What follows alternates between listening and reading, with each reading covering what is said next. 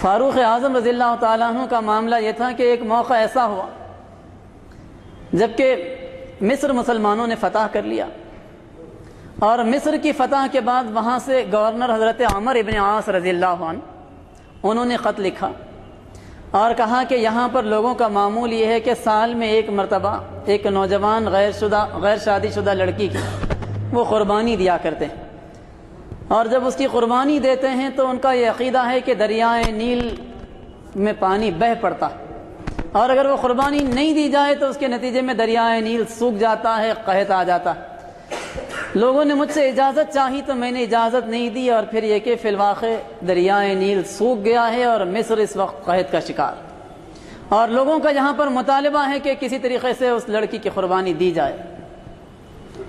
میں آپ کی ہدایت کے انتظار میں ہوں، ویسے میں نے تو اجازت نہیں دی۔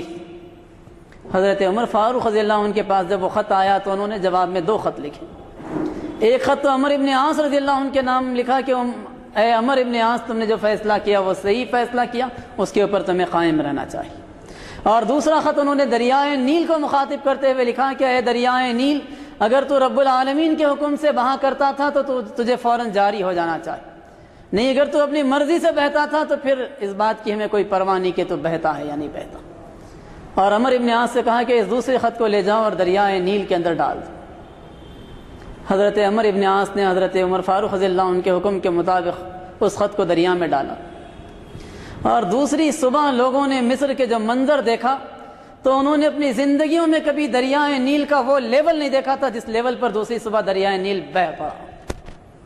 اس طریقے سے ابل کر پانی وہاں سے بہنے لگا تھا کہ صرف اس کیفیت کو دیکھ کر سینکڑوں مصر کے لوگوں نے اسلام قبول کر لیا۔